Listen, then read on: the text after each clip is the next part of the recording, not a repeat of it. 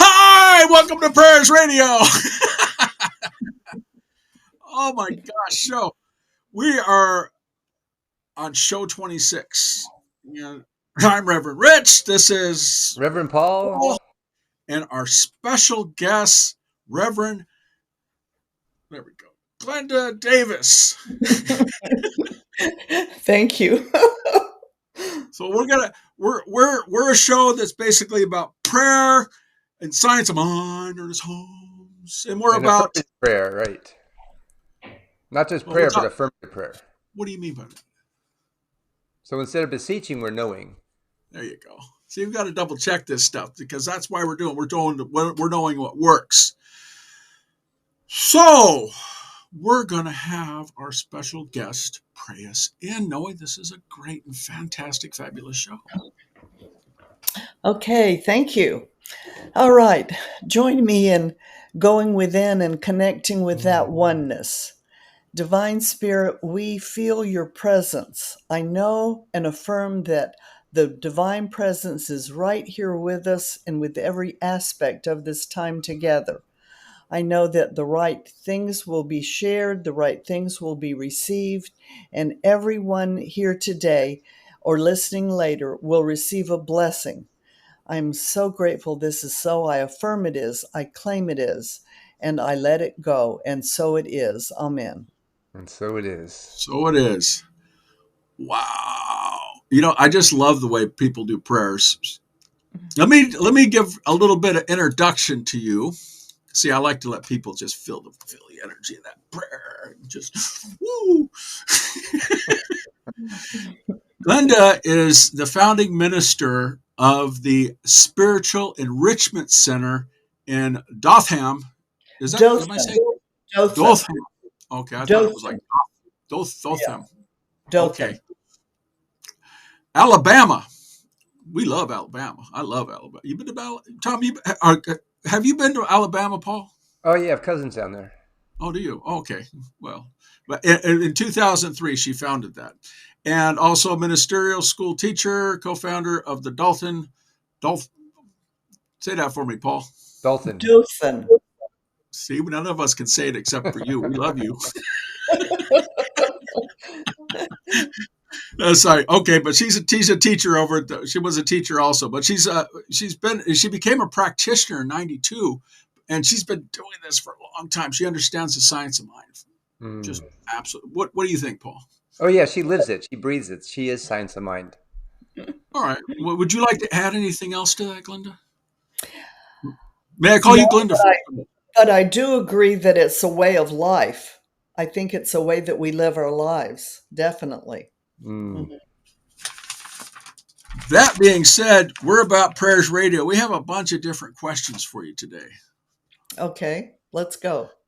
So the first question, what tangible results have you seen from your use of affirmative prayers, spiritual mind treatment? Yes, good question. I like to think that as we live the science of mind, that our lives just begin to align with the goodness that we should be expressing. And it's not like an emergency lifeline as much as it is just a way to flow with our lives. So the tangible results that I have seen are that my life just works. Whatever is happening has unfolded for my greatest good, and my good just continues to unfold and evolve. That's the way I see it. That's perfect. So you're living the life of what you're preaching, what you're Yes. praying. Yeah. Yes, exactly. Now, the biggest thing we always think about is grounded. What actually keeps you grounded? I mean, how do you stay grounded in this philosophy? I mean, a lot of times, Paul and I talked about on previous shows that we're like, bing, squirrel. Yeah, What do you right. think? I think that as we continue to practice getting centered and staying centered, that it becomes easier to do that. And I think that we just keep practicing it, and when we are going through our lives, we're just feeling that connection within and turning to that in every instance, in every breath, really, so that we're always striving to stay in that alignment. That's why we have this conversation, because you're telling us how you do it. And I think it's important that we actually understand that alignment and that grounding. What, how do you do that in your day? I mean, do you start your day off just going, there's the sun? Sort of, yes. I believe that my greatest treatment, my greatest prayer is gratitude. Mm, I wake up in the morning and I feel gratitude. I feel it for the day that I'm facing. And whether the sun is shining or the rain is coming down, it's a good day. It's a good day. I live in a farming community, and so rain is very welcomed. And so, no matter what the day is like, I'm grateful. I'm grateful that I woke up, that I had a good night's sleep. I'm grateful that the day ahead holds wonderful, interesting things that I may not even be aware of yet. I'm mm, grateful for whatever's coming. And that, I think, is my most grounding practice, is just the feeling of gratitude. Anytime that I might feel a little disconnected or a little down, I just immediately go to gratitude and it lifts me back up. There's just so much to be grateful for. The fact that these marvelous bodies of ours are functioning, our heart is beating, our mm. breath is flowing without our directing it. I mean, that's a blessing. That's a miracle. Yeah, that's amazing. It is So if amazing. Absolutely. so during the day, if a life challenge presents itself, what's your first go to? Well, my first go to is to feel the connection within. I think that feeling of connection is what I go to before even voicing what the prayer might be or what the request Mm, or the desire might be. I think just finding the connection, feeling the connection creates a sense of warmth and knowing within me that everything is really all right. It's really all right. mm, Do you, is there some type of preparation that you do for the day? I mean, science of mind rubbing. I mean, I wake up in the morning and I go, okay, here's my prayer, and I do my 5 steps. I just sort of name them off and make sure that I release that prayer and say, I want the best day, God. This is it. What do you Yeah, do? that's good. That's a good prayer. That's similar. We just have different ways of doing it. I do like my time of meditation, my time of quiet, just being very still and feeling that connection. I like to spend time in that, and then the gratitude and the affirming and claiming the day ahead, and that spirit is moving in me and through me to accomplish whatever it would have to do through me. mm. And then giving thanks that I am open and willing to be a vessel. Nice. So when you became a practitioner in '92, have you seen your prayer evolving until now? Absolutely. Absolutely. In the beginning, I think my prayers were more toward what I wanted to achieve or see or manifest. Mm, And I found through the years that I had to give up a lot of ego in that, because I wanted it to turn out my way. I wanted the prayer to be answered, but I wanted to be answered my way. And that didn't that didn't always happen. So I had to come to a set of to a stage. Yeah, I had to come to a place of acceptance that perhaps there was a bigger answer than my human ego had conceived of. mm.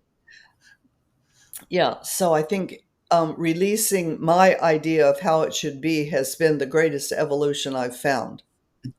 Do you remember that aha moment when you were able to release the ego? Yes, I do.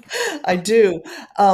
My granddaughter, who is now 24, when my daughter was expecting her, they found that she had a cystic lung condition that the lower part of her left lung was not regular lung tissue, it was cystic material, Mm, and it wasn't going to function right.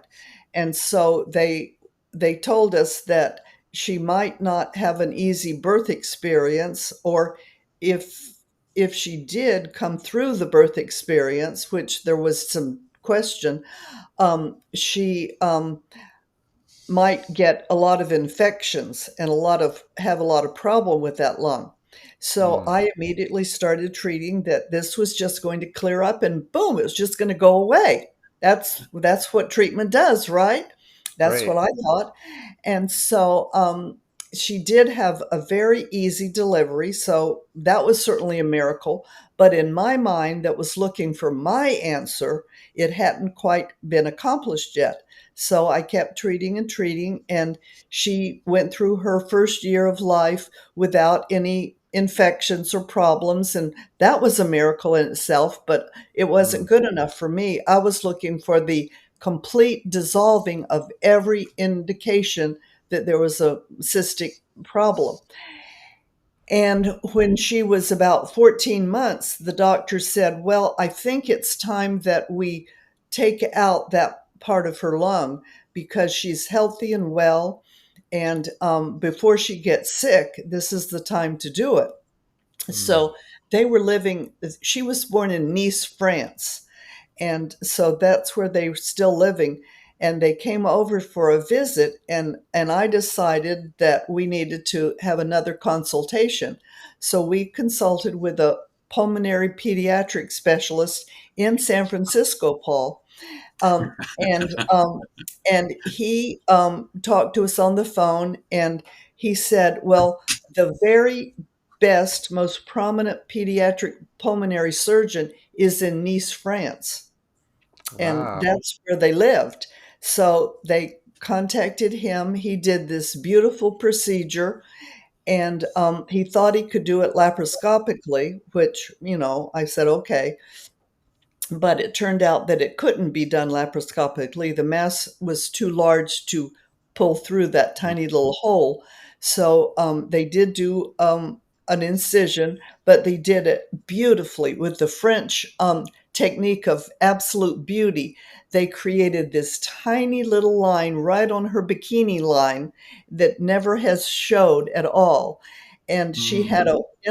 a very quick recovery. On the fifth day after surgery, she was doing somersaults in her crib. And so we knew that the procedure had gone perfectly. And it took me a while to come to grips with the fact that medicines and doctors and procedures are also part of the mind of God, and Mm, that is good. And that the prayer was perfectly answered, the treatment was perfectly answered, and she has never had any more problems with it. And lung tissue is regenerative, and I don't know that she's had a scan to see what that lung looks like anymore, but even though she had a lobe taken out, it's never caused her any problem. So mm. I'm sure that that treatment was answered in spite of me. Well, we know that in Science of Mind that we believe in the pills and all this other stuff, the extra stuff that's out there. Better living through. I think we said better living through chemistry one time, Paul. Right. But in Science of Because Mind, we don't believe in the pill. We believe that the divine is working through every aspect of what we're doing. Right, right. exactly, The exactly. divine mind came up with that pill or that procedure or surgery. Yep. Yeah, and as Ernest Holmes said, if you believe in the pill, take the pill, but also know a greater truth for that. Right. And you were knowing the greater truth for your granddaughter. Eventually. Yeah, what a wonderful feeling Eventually. that is, though. Yes, I definitely had to grow with that. I had to grow Oh yeah. into that. So it's nice you grew into your prayer. I love that. I did. I did. So you had the what do you do if you have a challenge? We have that as a question. I think you've answered it. Prayer, prayer, prayer, prayer, prayer. And that Absolutely. seems that allows Absolutely. you to see something that's even greater and accept something even greater because it shows up, and that showing up was you going, hey, I'm in San Francisco. Oh, by the way, did you know that the best doctors in France? Right. What? Right. He was an artist. He was an artist and a surgeon. Wow. Oh, perfect. Hmm. So your prayer was answered. We just had to let go of what we thought would be the outcome. Right. Exactly. Isn't it amazing? It Exactly. always happens that way. It Yeah. does. It does. It was humbling. Mm. Hmm. You know what? I was going to ask you the question that we have about doubt, but what do you get out? What do you do to get out of doubt? And I think you've already answered that. You just, you don't have any doubt, or do you have Well, doubts? I still do have to question from the human perspective. Um, my most recent challenging experience was being a caregiver for my husband, who was terminally ill for a couple of years. And I naturally wanted him to get well. I wanted a complete Mm. healing. Well, the Mm. healing turned out to be that he was going to transition into his next experience. And so that whole thing went beautifully. The whole procedure, all of the treatment, um, the release, everything went beautifully. And it was a very special time in our time together. It was probably two of our closest years in our Mm. relationship of 60 years. Wow, Wow. Hmm. that sounds like a good time there. You got to know somebody that well. Exactly. Exactly. It was truly a blessing. And the last 2 years, he was always a very independent man who took care of everything, the house, the property. We live in the country in a big, lots of bells and whistles around here. And so he had designed it and taken care of it and um, given me the assurance that everything was in hand. And then he gets sick, and all of a sudden, I'm the one in a learning mode. I'm learning to take care of all the bells and whistles. And during that time, our kitchen, through a dishwasher leak, had to be completely remodeled. And so I got to practice my management skills. And he was there with me the whole time as I was learning to take over one thing at a time and take care of it and manage it. So that by the time he left, I was fully feeling competent to Mm. manage things. So it's all been good. Did you? I mean, this part of the evolving part of prayer when you were doing this. I mean, you were a retired reverend at that time, I imagine. Exactly, I was. Yeah. And you were applying prayer to not just to. I mean, do you pray constantly on this, and do you just adjust the prayer for the moment, or how were you doing that Mm. when the challenges were coming up with you? Mm. It was mostly a matter of practicing staying in that place of connection, staying there and remembering that it's all good, that nothing bad is happening, that it's all Mm. good. And affirming that this appointment, this procedure, this medicine, everything is working exactly as it should. The hospital staff, the hospice workers, whoever was helping, knew just what they were doing, that they were the mind of God at work. So you were flowing with the journey, if you will.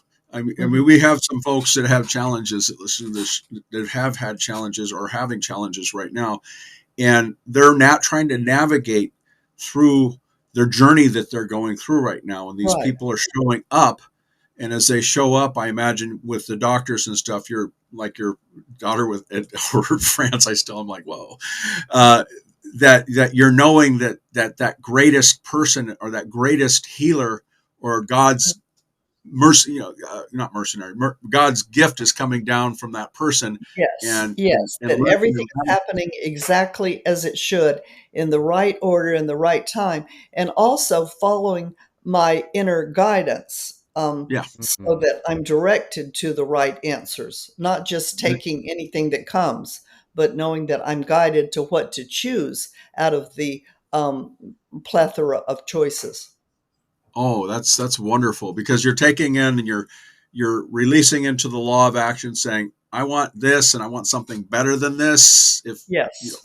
I'm knowing that God's got that covered, because I love that. That's the way it is, and that's the way it should be. I think so. What do you Mhm. think, Paul? Yeah, and Glenda, how does it feel to know that inner strength of you now? Because you Yeah. went through a lot of trials and I did. became. I did. Well, I have to tell you, I met my husband when I was 17, right out of my parents' home. And we met at college and got married when I was 19. So I was really very much of a child.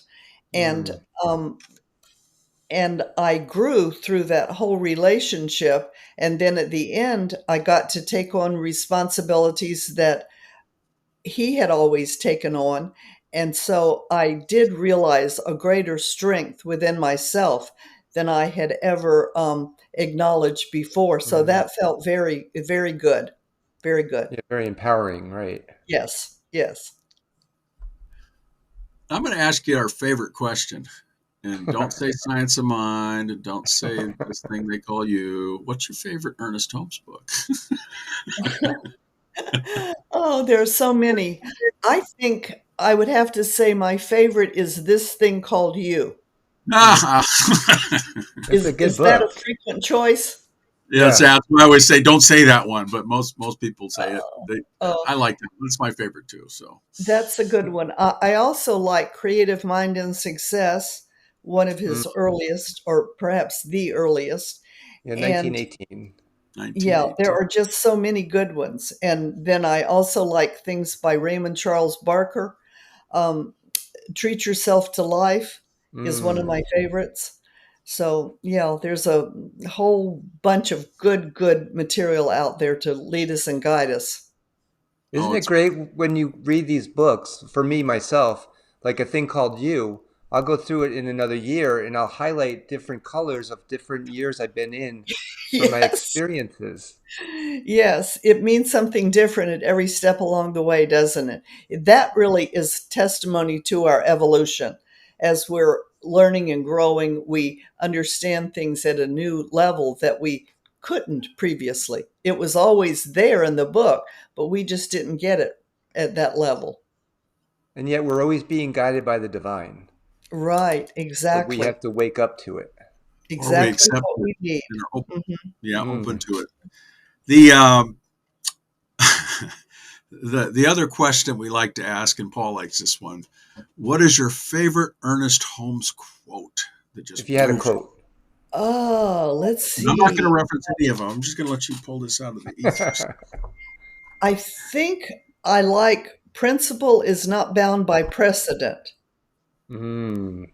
I think that one helps me to look at the unlimited possibilities that that haven't necessarily been proven yet, but there's unlimited good ahead if we don't keep ourselves limited to the past. And you've experienced that in your life too. Mm, hmm. Yeah, that's a good quote. Yeah. So if you had a takeaway from this show that you were going to share with somebody, what would that be for you? Hmm. I think it would be that each one of us has a divine connection. Each one of us. It's always there for everyone. And as we know that and believe that and take time to pursue that and woo that, if you will, Mm. that it becomes a living experience in our lives. And that prayer is the form that we follow, but it's really not in the words, it's in the feeling. The words help us to get to the feeling. If Mm. we're feeling disconnected, the words can help us. But it goes beyond the words. Mm. It, we got a couple of other questions. Paul, you skipped ahead. Well, yeah, because everything's individualized, and Glenda was so amazing in opening up that these other questions kind of came naturally. Well, I know that. I know that. Our favorite question, my favorite question is, how do you explain this philosophy to somebody who doesn't even know what you're talking about? What is he talking? We on our pre-show we discussed a few of those things, but what do you Right. think? Well, I think that if we tell people that it's a compilation of the laws of science and the revelations of religion and Mm. the ideas of philosophy that are woven together in a way that help people to live a better life, that's about as simple as you can get. And people seem to respond to some of those ideas. Yeah, it's simple and tangible. Yeah. It is Yeah. simple and tangible. Now, the specifics on your prayer work. When do you release it to law in your mind? I mean, I know that we do the steps, but what are your thoughts on that? Right. Well, for me, it's a feeling that I've made the connection, I've opened my heart, I've felt the flow of that love and that oneness, and then my work is done. Now, Mm. then I can just release it to the law. And when you say release, what does that mean for you? For me, it just means I let me think about this for just a second. Mm. It means that I've already done my talking, I've already done my part, and I can relax now. I can just release, relax, just let it go on to Mm. something else. Well, that's I don't perfect. have to keep digging around in it. Yeah, yeah, looking for that answer. It's already there. Right, it's right there. Yeah. They keep holding on. Oh, I have this something. No, we're One done. more, yeah. We're Yeah. done. We're Yeah. done. Oh, but I have to close the door. Oh, well, maybe you need to physically close the door before you just go, but it's done. Yeah. My work here is done. It's like on the Lone Ranger. Didn't he say, Tonto, our work here is done? Done, right. So we're the ones that doing prayer. I always say that God works through us, for us, and then we release it out to the ethers. You've already said that it's a feeling inside of you, and that's what we go with. I mean, Paul, I've done this ad nauseum. I like that word, and where we just talk about that feeling and then releasing it into law. When somebody's trying to look for to manifest something in their world, to bring something into them, do you find that they have that feeling inside of them, or and for yourself? I mean, you said that you have that feeling inside of you. Do you see it mentally, or you just have that gut feeling? A lot of times people ask that. Mm. Well, it's mostly a gut feeling, but I do see it mentally. And I don't expect them to necessarily see it because that's my job as their practitioner to know it for them. So I try to say words that will help them to see it or feel it or release it, whatever. I try to say comforting words, reassuring words that will help them. But the work is really within me to do it Mm. because they're more or less renting my consciousness. Yes. Ooh, that's a takeaway there. I like that. Oh, I love that. Renting my consciousness. Hmm. Wow.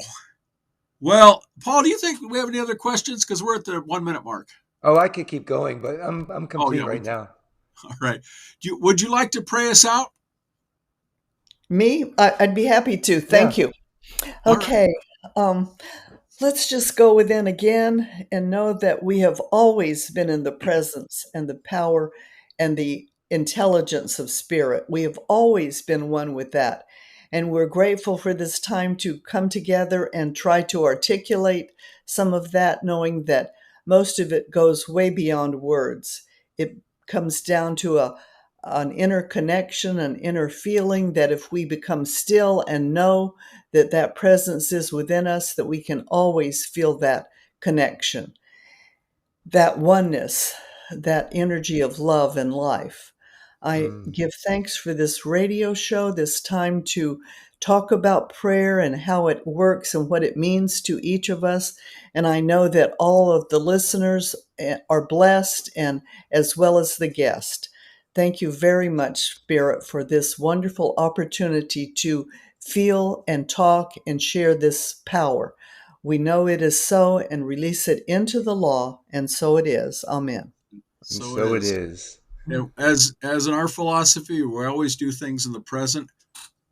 We thank you, Glenda, for being here. Thank you for asking me. I appreciate that. Yeah, it was an It's honor been to have fun. you here. Thank you. It's Yeah. been fun. I'm Reverend Rich. We are Prayers Radio. You can always go and check it out and see prayers and live stuff. And I even have an AI thing that you can talk to that does science of mind. And this is Reverend Paul. And what's your site, Paul? I am spiritalive.com. Check And it he's out. got some really good new stuff on there. So let's everybody say bye. Bye. Bye, everyone. Thank you. Bye.